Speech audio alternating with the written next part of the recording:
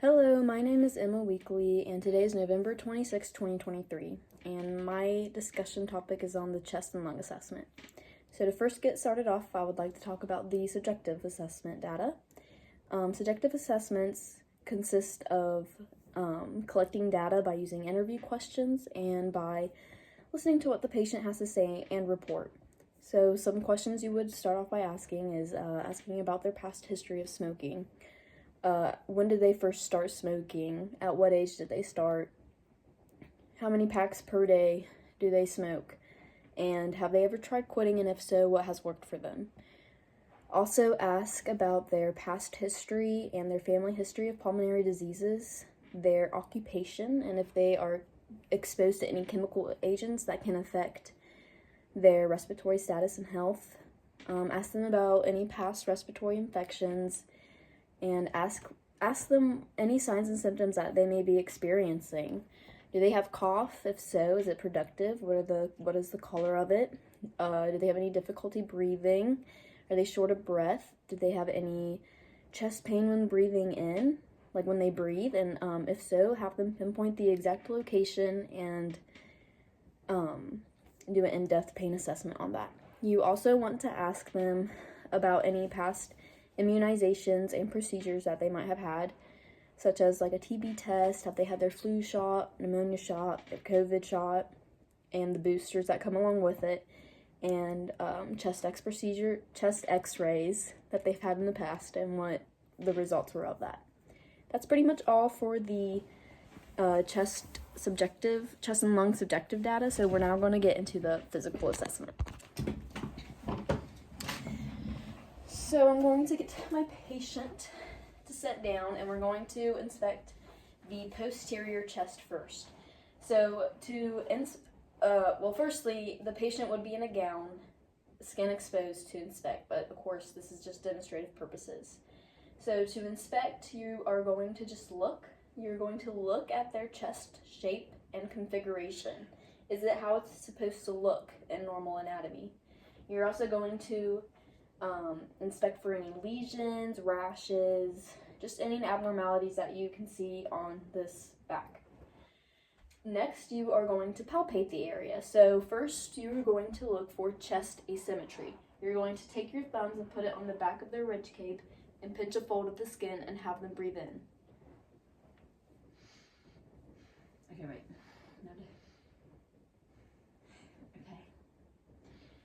So as I did that, my thumbs moved apart at the same time evenly, and that tells me that the chest is expanding asymmetrically. After you palpate for that, you're palpating for tactile phrenitis, which is a strong vibration that you feel when the patient speaks that comes through the chest. A phrase that creates a strong vibration is the phrase 99, and I'm going to have the patient repeat that as I go in a zigzag pattern along her back and assess each time for that vibration. 99, 99, 99, 99, 99, 99, 99, 99, 99, 99. Okay. So each time I felt a little vibration from where she is speaking, and it needs to be asymmetric on each side.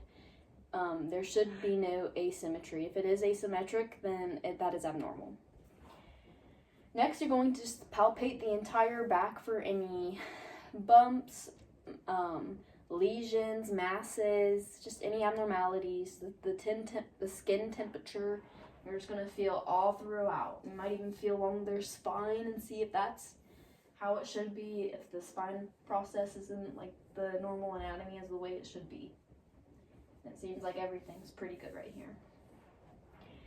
After you palpate, you're going to percuss. So you're going to take your finger and you're just going to kind of hit the back easily.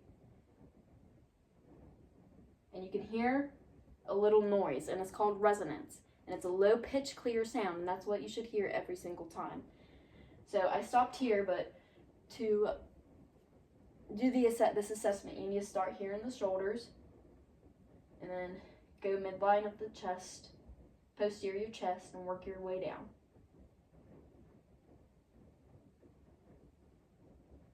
Now you're going to move here to the two sides, and each time you should hear that resonance within her. Next, you're going to auscultate the posterior chest, and you need your stethoscope for this. You're going to have your patient take one full respiration on each side, and then you move to the next. So we're just going to go ahead and do that. Breathe in.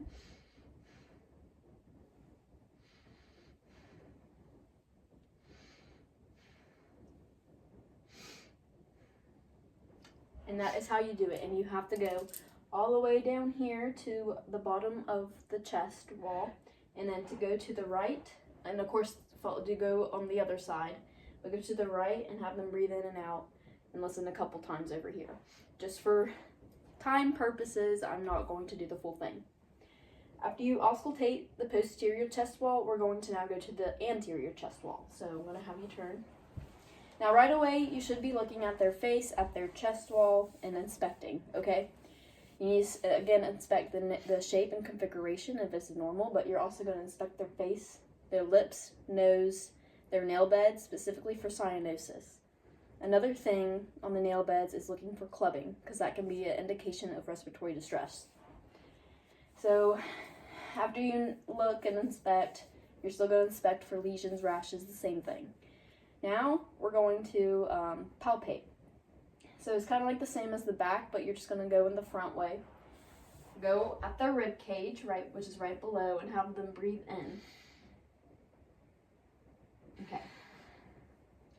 And your thumbs should do the same thing. They should pull apart evenly, and that indicates that there's symmetry within the chest expansion.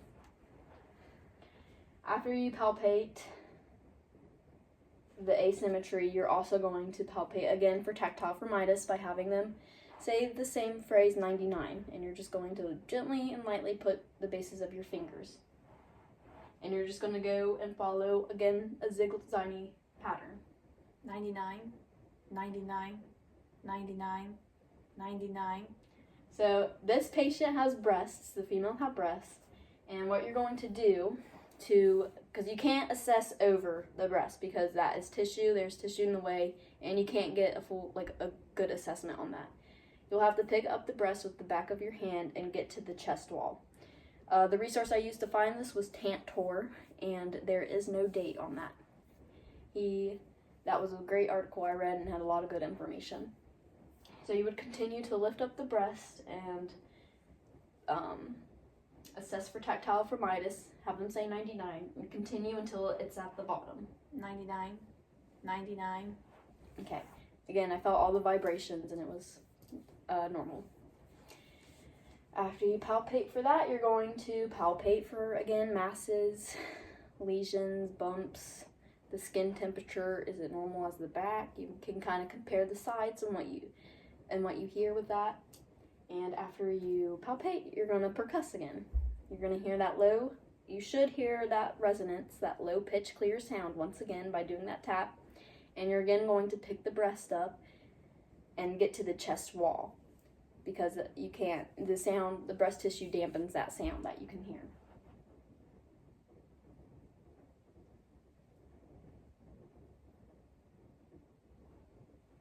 And you pick up the breast and continue. And lastly, we will be auscultating. You're going to follow in the same pattern as the percuss. Listen for one full respiration until you reach the bottom.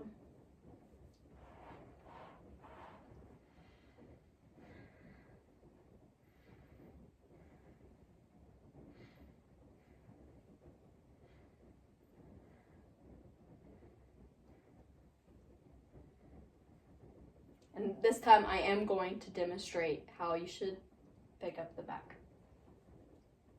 You have a roll-up. Mm-hmm.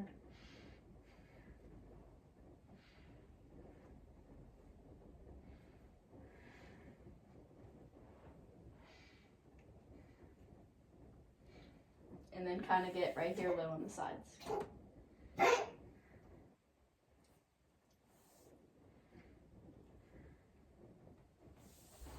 And what I heard were clear sounds like bronchial, bronchovascular, and vascular. You're also going to listen for adventitious breath sounds, which are abnormal, such as rales, rhonchi, crackles, wheezes, and so on. And that is all I have for this assessment. Thank you.